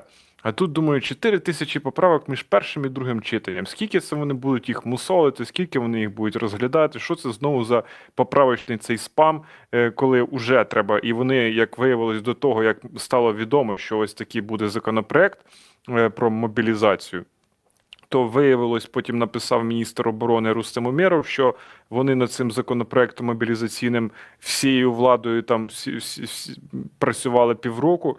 Ти такий потім дивишся, а воно навіть в комітет цей законопроект не попадає, потім воно через місяць, здається, вже часу проходить. І я думаю, що ви робите там? Ну, вам реально ви хочете покращити цю мобілізацію, покращити якість підготовки українських військових, українських новобранців, тому що де ці люди навчаться? Це просто люди, які були цивільними, і потім вони стають військовими. Така зараз ситуація. І є люди, які давно воюють ще з 2014 року, яких мало. Які воюють і вже бойовий досвід серйозний здобули після 24 лютого, які добровольцями пішли, взяли в руки зброю. І зараз цих людей все одно потрібно буде. І озвучувалася ця цифра в 450 чи 500 тисяч людей, українців, яких потрібно добрати. Озвучуються величезні суми на щось там 500 плюс мільярдів гривень, які потрібні на цю мобілізацію великі. Арахамією це озвучується. І я думаю, що Арахамії не треба нічого озвучувати. Арахамії краще б озвучувати мультики в такому випадку. Нічого не озвучувати, ніяких офіційних позицій. Це вже задовбали. Озвучка Арахамії, вона це корабельна сосна, всі айкоси скурів. Ну так. Тобто виходить у нас ТЦК, яке от біснується просто. Є такі випадки, ну от як ми бачимо, це просто якась жесть робиться. Це типу ми точно в Україні. Таке враження, ну я думав, може це Росія там, ні? Може це якийсь фейк чи що? Ні, бляха, це Україна, виявляється. Ми живемо таким чином, за такими безчинствами, тупо, блін. І тут 4 тисячі правок, здавалося, влада має зараз так нагружатися, аби, втоплювати, працювати над цим законопроектом, який точно потрібен, який би от від таких випадків, можливо, з великою ймовірністю убезпечував би. Ми не бачили б цієї ганьби на весь світ. Ви що думаєте, світ не бачить, що тут така херня робиться, Безправ'я абсолютне. Де ми кажемо про яку, справедливість тоді? Це несправедливо тоді виходить, абсолютно, ні до кого. Ні до тих, хто буде мобілізуватися і хто вже є в війську. І ми бачили ці відео з Авдіївки воїна, який казав, чуваки, нас не вистачає, ідіть воюйте. Нас не вистачає, тут прозвучала ключова фраза. І політика внутрішня щодо мобілізації, це я не знаю. Насправді це мені вже пишуть, іди мобілізуй. Слухайте, І це просто, а у вас 4 тисячі правок, ви не можете цей законопроект допиляти ніяким чином. Вони бояться цього зробити, це загальмування. Це загальмування розгляду законопроекту. Хоча ми з Настю проговорювали це в етері. У нас є закон про мобілізацію. У нас всі ці закони є. Їх треба дотримуватися, виконувати хоча б те, що є. А ці всі танці з бубнами довкола нового закону, це я не знаю для чого. Очевидно, для того, щоб якийсь пил в політичне поле впустити. І, дивись, у нас же є кілька факторів. ВЛК корумповані, з'ясували. От буквально там днями $1 мільйон одного чувака з ВЛК знайшли. ТЦК корумповані, з'ясували. Звільнили всіх, поміняли рибкам воду, нічого не допомогло.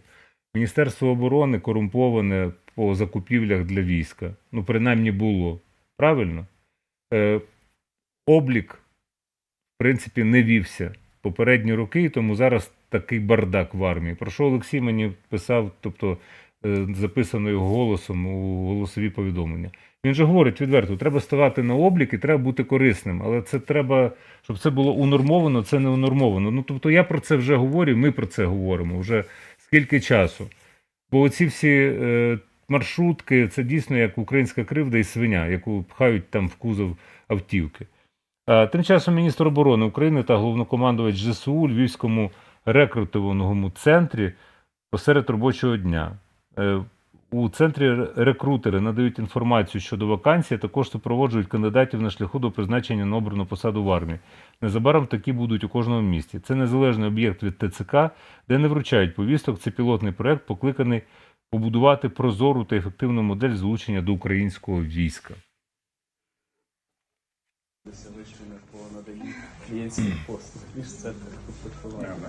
Так, це так. Це не те, що хвалиться, просто воно виглядає на те, що воно є зараз актуальне і затребуване клієнтом, той, який шукає собі добринний спосіб місця праці. Скільки всього людей вже прийшло за день відкриття? У нас вже було більше 120 людей.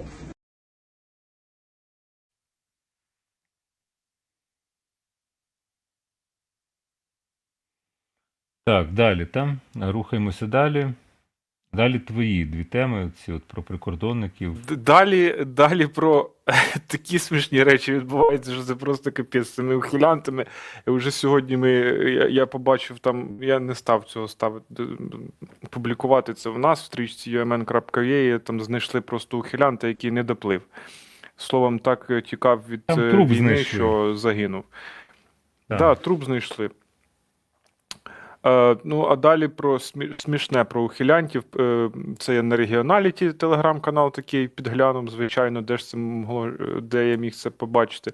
Прикордонники викрили священника УПЦ так званої МП, який намагався на катафалку вивезти ухилянта в Молдову, наприклад. А далі повідомлення Державної прикордонної служби з оцим от ухилянтом. І він написав ДПСУ: я вирішив незаконно перетнути кордон, але зустрів вовків. Саме вовки перешкодили йому втікти з України. І там є ця світлина, і є це повідомлення смішне просто. Покажи, будь ласка, Влад. От, це ухилянт. Повідомлення офіційне таке, прикордонники. А ось це повідомлення. Я так не побачу, треба його цитувати. Там воно таке велике. Та давай роздупляйся швидше. Він пише: доброго дня, чим можу вам допомогти? Це якийсь там сервіс «Довіра» є. Доброго дня, пише він. Не можу додзвонитися в відділок. Я хочу здатися. Я вирішив незаконно перетнути кордон, але зустрів вовків. Поряд станція Абомеликово, місто Одеса. Можу скинути координати, прошу допомогти. І координати там є. Зустрів вовків, не добіг. І ось такі смішні історії, пригоди ухилянтів. Це не смішні історії. Це зовсім не смішні історії. А чому не смішні? Тому що це є, скажімо так, розумієш, індикатор довіри громадян до власної держави. Просто лакмус. Це ненормально. Люди тонуть в тисі, люди біжать через молдовський кордон, зустрічають це не вовків. смішно. Це не смішно. Це не смішно, тому що якби держава була сервісом для людей, то вона б подумала, як зробити так, щоб люди не тікали. Тому що репресивні функції, те, що ми показуємо відео з маршрутки, або це харківська історія від Олексія, від нашого знайомого, це не сусідка сусідці розказала і прочитала в чаті ОСББ. Ні, це конкретні люди, зокрема. І так не має бути. Ну просто так не має бути, це треба зрозуміти. По-іншому ви не... Може бути один день, коли не лишиться вже кого там на кого полювати, за ким бігати. Бо частина відкупилася, частина втекла, а та частина, вона просто вже вбита. Ну це теж треба розуміти. Це грамотне розпорядження ресурсом держави. Усім ресурсом. Мобілізаційним, тиловим. Я про це вже казав. Економіка на військові рейки має встати. Для багатьох це просто якась забавка, якесь шоу досі, розумієш? І тому не сцять, нам говорить Тарас Білка. Добрий вечір, ми з України, не з цим стоїм єбашем. Правда, не всі, але ті, хто це роблять це вже 729 днів повномасштабної війни, вправно знищуючи ці русскоговорящі слайси, стратегічні запаси тактичного фарша і м'яса з руською пропискою. Але по факту це просто терористи, терористичної організації, тимчасово ненадовго існуючі Росія. Поки що вона ще є, на жаль, на превеликий жаль. Сьогодні наші психоемоційні стани на одну позначку підіймаються вгору. Тут більшу роль в цьому всьому відіграли психоемоційні стани військових, про це детальніше. Так, значить на сьогодні це 729-й день. І от на одну позначку, ну неочікувано, але принаймні ті, з ким я спілкуюся. От є от такий у нас під'єм певний, і тут, знаєте, цинічність, жартівливість, мемасики. Ну, давайте чесно говорити, така наша захисна реакція. І краще вже віджартовуватися і сміятися, ніж впадати в депресії і апатії. Але це стосується військових, бо цивільні так себе, на жаль, не поводять. Ну, але, по-перше, тут почати треба, очевидно, з психоемоційних станів цивільних, тих, на кого ми звертаємо увагу, конкретно на ті групи. Сьогодні ми бачимо емоційну страшенну втому, десь на межі з виснаженням. Апатія нікуди не поділася, не відступила, попри те, що величезну кількість літаків русських знищено було. Попри дуже гарні влучання, вже друге за 2 дня з полігоном руським. І це все не компенсовує того, що піддаємося десь і ПСО. І ПСО продовжуються, вони нікуди не подінуться, на превеликий жаль. І тому є оця втома, виснаження, не розуміємо, що з цим робити. Виснаження відчувається, ну, здебільшого, навіть якесь фізичне, але це наслідки якраз емоційного. Те, що ми спостерігаємо, і це наслідок оцих апатичних всіх станів, вони нікуди не поділися, от сьогодні ми виснажилися. А от психоемоційні стани військових тут все набагато цікавіше. Визначаємо його така поведінкова характеристика, як цинічність і жартівливість. Напевно, дуже часто так працює, що жарти – це наша така захисна реакція. Але є ж приводи і пожартувати, і от тільки не смійтеся. Але за 2 дні русські досягли шаленого успіху в наступанні на граблі. Позавчора було влучання в Донецькій області по полігону. І вчора Херсонщина. Так само Хаймарс, кажуть, що 3, щоб закріпити результат. Так само по полігону. З великою ймовірністю там був той особовий склад, який готували на те, щоб штурмувати Кринки. Радує, шалено радує. Тут ми визначаємо таку поведінкову характеристику, як цинічність у військових. Але, знову ж таки, заради справедливості слід зазначити, що, можливо, ми так приховуємо наші якісь, ну, теж десь місцями пригнічені стани. До того ж, є певні заяви генерального секретаря НАТО Єнса Столтенберга з приводу того, що союзники, які передаватимуть Україні F-16 винищувачі, не заперечуватимуть проти того, щоб Україна била ними по законним військовим цілям на території гавна і палок, тимчасово існуючої Росії.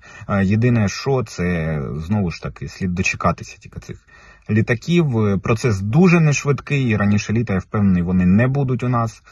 Ну, менше з тим, стани є. А от інформаційно-психологічні операції терористів, знову вони міняють їх трішечки, знову хитатимуть тему наступу по різних ділянках. І тут локальні, і Запоріжжя, і Дніпро, і Херсонщина, Харківщина, локальні, і ПСО діють. Як вони працюють, розбирали з вами не один раз, конкретно на локальні групи, на місцеві групи. Ну, а тут от знову вони про це міняють, вони, бачите, поляризація, наступ, от вони отак от це все змінюють, те, що у них працює нормально. І знову це дієве дуже і все. Але пам'ятайте найважливіше, терористи дуже багато що зроблять і, на жаль, дуже багато що скажуть. У нас вибору немає, тобто він є і він тільки один, очевидний. Ми з цим стоїмо їбашем.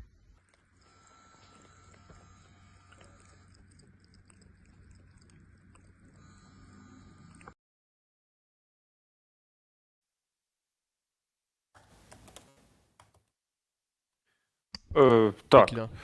що хотілося б. Рухаємося, я звук вимикав вже ж, як завжди. Коли велике відео. Да, вимикав. Вже є звук. Зі Нам треба... швидкістю F-16 і зі швидкістю падіння ДРЛВ А-50. Дивимось відоси, які з'явилися. Так, F-16, будь ласка, щирик. F-16, шампанське на ЗСУ. Відоси з'явилися. Микола Олещук пише. Це причому, що це Вже офіційно. Ну, командувач повітряних сил. Микола Олещук офіційно пише: Баян, ти где? А-50. Із позивним Баян. Долітався. Вітаю окупантів з Днем Защитника Отечества. Святкувати треба вдома і так, щоб Баян не порвати. Дякую Головному управлінню розвідки МОУ та усім, хто забезпечив результат. Працюємо далі разом до перемоги. Он тепловые отстреливает. Да? Дима! Теплушки отстреливает. Нихуя себе. Это самолет отстреливает. Дима! Самолет отстреливает. Подожди, так куда он летит, этот, блядь, пидорас? Он, видишь, уворачивается. Это дрон отстреливает тепловые ловушки. Это дрон? Да. Самолет низко так не летит. И без звука. Это дрон. А куда он ебашит? Уходит от ПВО. Бля, это мой сон, прикинь. Ты перепрыгни, Лёнь, а перепрыгни!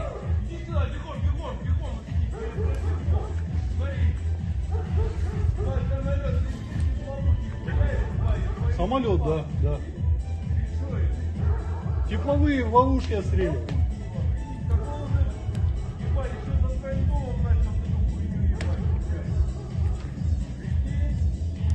Это что значит, это наш или не наш? Ух ты, въебал! Вот эта ракета была. Въебал! Которая шла за самолетом, она попала в тепловую ловушку.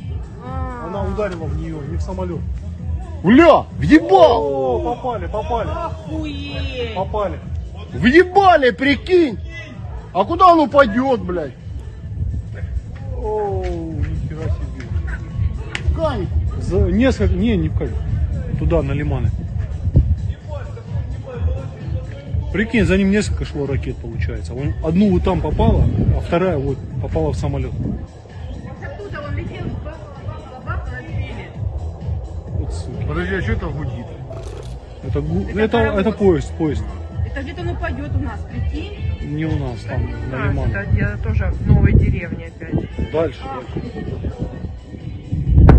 О, Да. волна дошла. Звуковая волна. Звук дошел. Интересно, чей это самолет? Надеюсь, дрон. Украинский. Есть же дроны, этот самолет. Трудовая Армения, упал вертолет. По соседству рядом. Тут пипец. Был большой взрыв и горит очень сильно, страшно. Вот Трудовая Армения горит, все, самолет упал или что-то. И там еще что-то взрывается, короче. Вот у нас еще за дорогой тоже упал, еще один.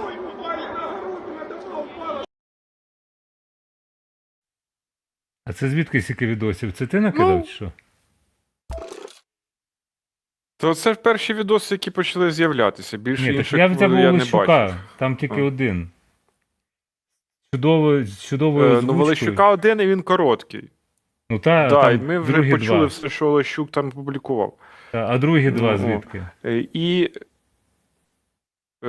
з телеграм-каналу umn.ua. Є, Так клас, виходить. підписуємося на канал umn.ua. Не забуваємо донейтити на ЗСУ. От ваші гроші наближають перемогу, ваші донейти.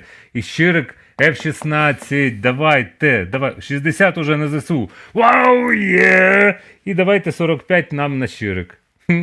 Ну, відсотків я маю на увазі. Там є картинка 23.02, знищено літак ДРЛВ А-50. Ну, це з посту Олещука. Влад, якщо ти підтягнеш, буде чудово. Ну, окей, нехай буде цей. Літак ДРЛВ А-50, очі Росії в небі. Це ті, хто питав, ті, хто не знає, що це означає.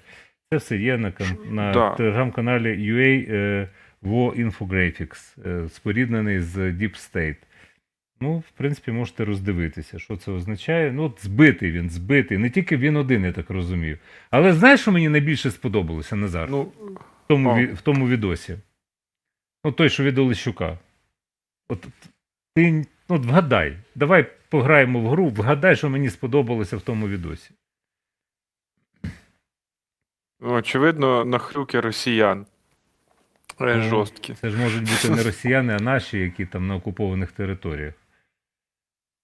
Ну, ні, не Ром, нахрюки. просто треба. Ну, а хто? Що? Що треба? Не нахрюки? Що треба? Ну, що треба? Ти кажеш, ну, просто треба що? Ти вже забув? Просто треба побачити відстань, ні, я не забув. Відстань просто, з якою це все відбувалося, де це все впадало. І це ж, Влад, я не знаю, чи ти скачав ту інфографіку, яку я тобі давав. 23 февраля, які ви браття, ідіть, ні, не ця, ту, яку ти кидав, до речі, в чат. Зараз ви розберетеся. Я Там тим йшлося, часом, поки ви словом, з'ясовуєте з про відстань картинкою... у 200 220 кілометрів від можливої точки пуску ракет українських. Ага. Ось воно. І до місця падіння ДРЛВ А-50. А де мені це подивитися, місце це, падіння, ДРЛВ? Мені таку карту можна кинути? Я так, ну, на екрані я не побачу. Мені треба тут на комп'ютері відкрити. Киньте. Так от. Влад кине зараз мені цю карту, а я тим часом скажу, що мені найбільше сподобалось. Мені сподобався саундтрек. Мені саундтрек сподобався. И снова седая ночь, и только ей доверяю я. Ти знаєш, Ром? Що? Головне, щоб нас потім від того монетизація не почервоніла. Якщо раптом я не Шатунов. YouTube. Шатунов помер. Це по-перше. По-друге, це, знаєш, це знову чіткий маркер, де застрягли ці люди, які коментують. Ну, тобто, вони слухають Шатунов, ласковий май, сідає ноч, досі, блядь! Ну, так. Ну, от! Це навіть гірше, ніж Кіркоров з лялькою Кіркоров у Макіївці, розумієш? Геть. Словом, так, фото друзі, мені Влад це надіслав. дуже класні новини. Надіслав, бачиш? Так, а його От збили таке де? відбувається. В Каневській? Там от, на Росії його збили, так? Це там, де він уже приземлився. Там він уже. А де? може він туди встиг долетіти, я Тут ж не я знаю. бачу якийсь Усть-Піздюйськ, Єйськ, точніше. Так його збили де? На території тому що Росії? повідомлення... Ну, нібито так. Ні, ну якщо це Тому так, що то це якщо взагалі виходить, круто. Ну, на відео це просто видно, що на цьому першому, що ми бачили, з цим рохканням і ласковим маєм росіян, да, і ми бачили, що там були кадри влучання, отже, це було над Росією, виходить, 220 кілометрів. Ого, що ж це таке було? 220 кілометрів, ну, блін. Соловйов пише, якщо це так. Неустановленный летательный аппарат упал в Каневском районе в Краснодарском крае. На месте падения горит камыш. Ну да. Сообщили РИА Новости в экстренных службах. Горел камыш, деревья гнулись, и ночка темная была. Як Шатунов жив? Шатунов помер. Але все-таки і знову сідає ніч. Горить камиш. Очерет шкода, це точно. А там в Москві тим часом салюти запускають праздничні на 23-є, що в них там, так може це вони салютом февраля. збили? Так може вони салютом збили з Москви? Може. Прямою наводкою, типа, може, такий салют. Дима Медведєв такой виходить на балкон, салют! Типа, відкриває шампанське, салют летить в Краснодарський край, збиває 50, Дима падає з балкона. Так, безпекова угода з Данією. Наступна тема. В мене часу зовсім вже немає насправді, бо я мав би В записувати... принципі, Ні, ми маємо пройти все. Ми маємо пройти все. Я там скіпну ролик один, він 6 хвилин. Добре, я його не ставитиму. Але про Данію ми не можемо згадати, тому що Подерев'янський, блядська Данія, пам'ятаєш? От вона виявилася зовсім не такою, як собі писав в Гамлеті Лесь Подерев'янський. Тому безпекова угода з Данією – це здобуток сьогоднішнього дня. Скол! Скол! Скол! отже, безпекова угода підписана. Ми можемо зараз фончиком показувати відео, як зустрічалася прем'єр-міністрка Метте Фредеріксен з президентом Зеленським. Там вони, власне, підписували угоду про співробітництво у сфері безпеки та довгострокову підтримку між Данією та Україною. Сильний документ, каже Зеленський, який підтверджує непохитну підтримку Данією нашого народу. Зокрема, на суму щонайменше 1,8 мільярда євро в поточному році. Данія також підтримуватиме зусилля із забезпечення цілісного потенціалу F-16 через авіаційну коаліцію. Надання винищувачів, боєприпасів, тренажерів, навчання, обслуговування. Ну і ще була інформація, що 8,5 мільярдів євро данський фонд виділить на підтримку України до 2028 року. Дякуємо Данії. Само собою. Ще нагадаю, подібні угоди були підписані з Німеччиною, Францією і першою такою підписали з британцями таку угоду. Ну, а F-16. Так от, прем'єр-міністрка Данії каже, що F-16 можуть з'явитися вже безпосередньо в Україні до літа. Але тут є теж нюанси всілякі. Ми дуже наполегливо працюємо в цьому аспекті, і я сподіваюся, що нам вдасться найближчим часом і ще до літа побачити F-16 у повітряному просторі України. Ми пообіцяли, що винищувачі F-16 ми надамо Україні разом з Нідерландами та Сполученими Штатами, тому що ми розуміємо, що вам вони абсолютно необхідні. Так, якщо ви маєте відстояти свої території і перемогти Росію. От тут ключове слово, словом, це ми будемо завтра говорити про 2 роки повномасштабного вторгнення Росії.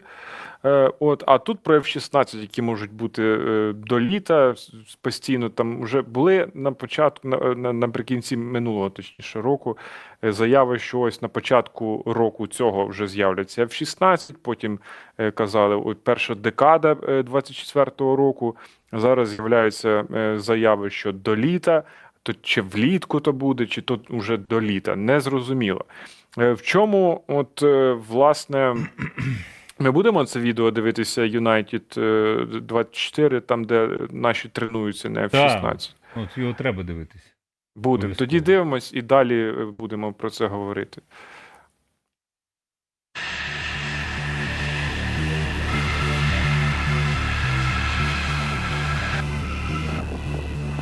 Despite harsh weather, time shortage, and the pressure to return to the fight, Ukrainian pilots and technicians are going through intense training at the Skrydstrup base in Denmark.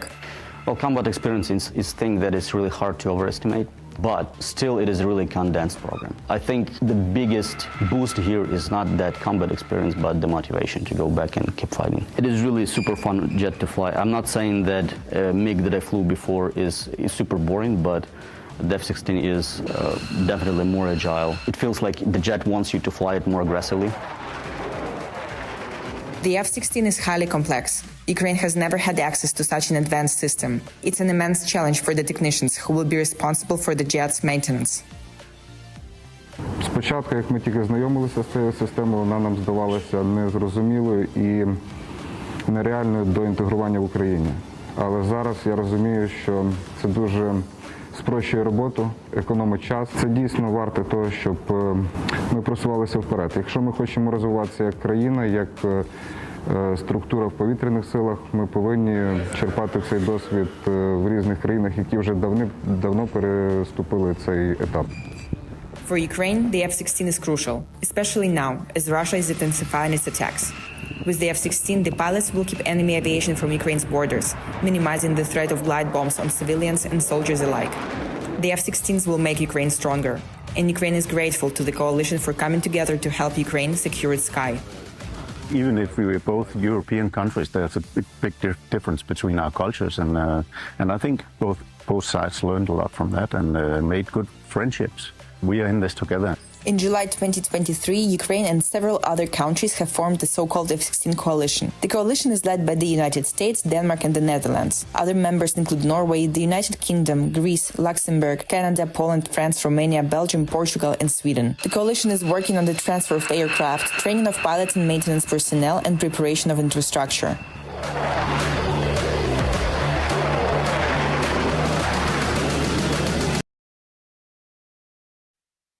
Там треба поспішати вже нам на Так зараз. от, Ми щоб- завтра 2 розділи, тому що Добре. в мене гість уже чекає на USA+UA, але цю Да, тему закриємо тоді- і, так, оперативно. Два слова про F-16. Чому, можливо, відкладається постійно доставки F-16? Тому що F-16 – це просто F-16, але справа в тому, ракети, які до нього там чіпляють, встановлюють, аби збивати ворожі цілі. І от такі, да, ракети. Просто F-16 – це просто літак. От літак звичайний. Це не просто літак. Це якби не холодно і не жарко від того. От, але це літак, який має вражати ворожі цілі. І отут до питання цих ракет, і тут знову ж повертаємося до Сполучених Штатів Америки. Ну, це я Defense Express читав, чому так може бути. То вони кажуть, що пишуть, чому так може бути, тому що зараз є затримка в Конгресі, власне, і не можуть, це може бути пов'язано з тим, що ситуацію в Конгресі, які не можуть ухвалити підтримку України на понад 60 мільярдів доларів. І, власне, ракети поки що невідомо, що з ними буде. І тому може бути ця затримка. Але будемо бачити, що там буде відбуватися до літа і впродовж цієї весни. А буде нелегко, це очевидно. А Столтенберг, поки що секретар НАТО, генеральний, каже, що це в інтерв'ю Радіо Свобода, він сказав, що більш підготовлені пілоти F-16 кращий ефект від винищувачів, це зрозуміло.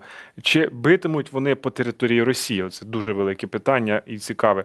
Вирішуватимуть країни-постачальники, та генсекретар НАТО підтримує це право України. От, цими літаками можна буде вражати цілі по російській території. І це, зрозуміло, теж для нас дуже круто, бо так і треба. Заходити на російську територію, бити в їхні фланги і заходити в їхній тил і розвалювати їх там. Це було б дуже Якщо круто, хочете якби в нас було повне стільки інтерв'ю сил. Столтенберга, йдіть на Радіо Свобода, там є і пояснення, чому ми відійшли з Авдіївки, і чому союзники по НАТО докладають і докладуть більше зусиль для перемоги України.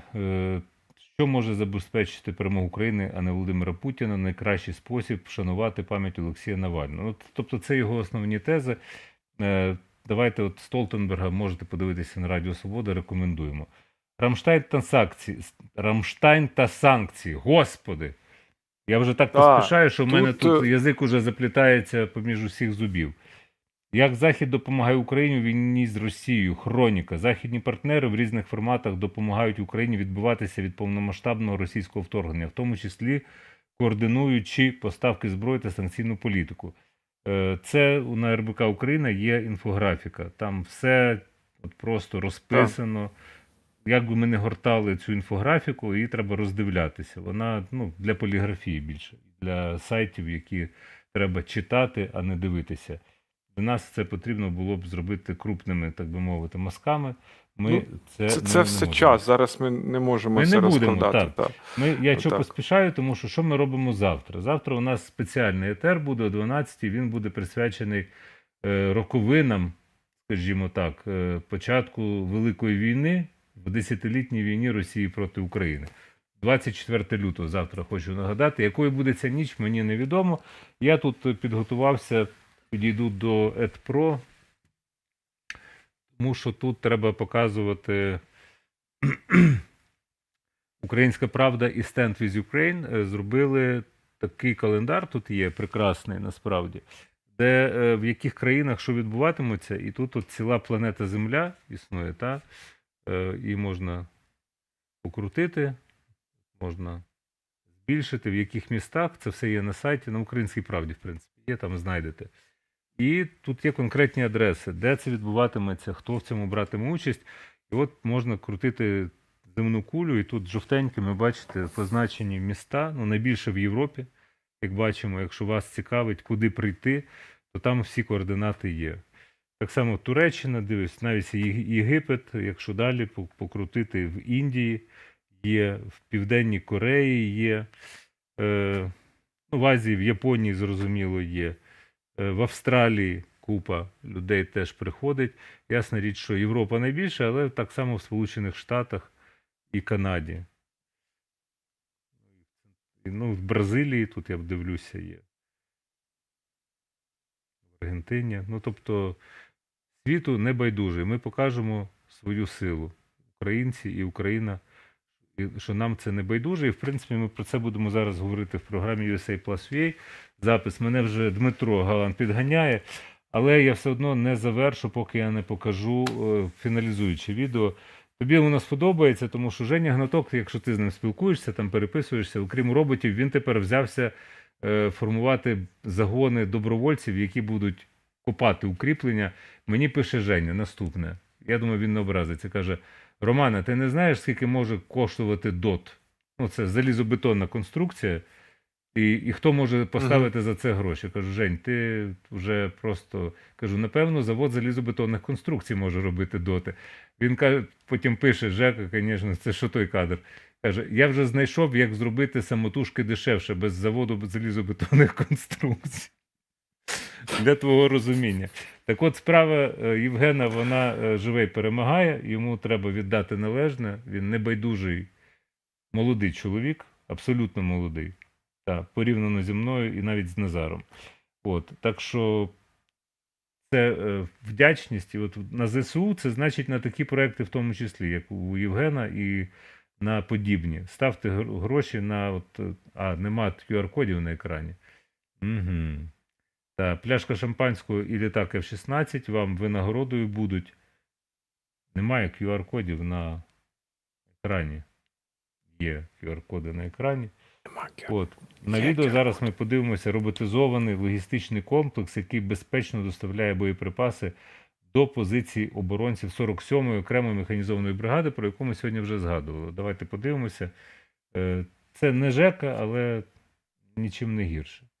Так, і тут треба позвучувати, бо там, як завжди, поклали музику, а музика нам не потрібна, щоб нам не прилітав клейм на Ютубі. От робот привозить набої, тепер дивись масштабування, там, порівняно з цим роботом, як виглядає людина. Тобто це не маленький робот, це досить такий величенький він і перевозить достатню кількість набоїв. Так, що ти так зітхаєш, Назар? Що сталося? Я розумію, що є втома, і не лише роботи, вони то не втомні. Та? Я ще побачив у Євгена, як робот розставляє міни. Та? То я розумію, що в тебе була хвороба, в мене, вибачте, кінець тижня, хоча не зовсім. То навіть не тільки люди захекуються на кінець тижня, там, маючи по 3 етери на день, наприклад, як вчора, а і роботи можуть захекатися. Подивись це відос, от, як робот захекався.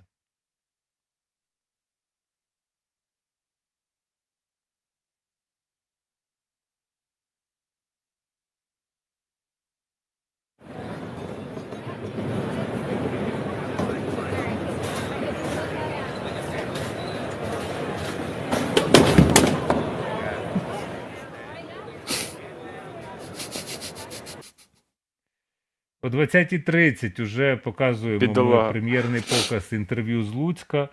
Це моя розмова з Тарасом Пахолюком, архітектором-урбаністом. Звертаю вашу увагу. На цьому все сьогодні, тому що я дивлюсь, Дмитро Галан в Чекаській студії вже зачекався, він мене прокляне, і новою поштою не надійшли мені американських жувачок.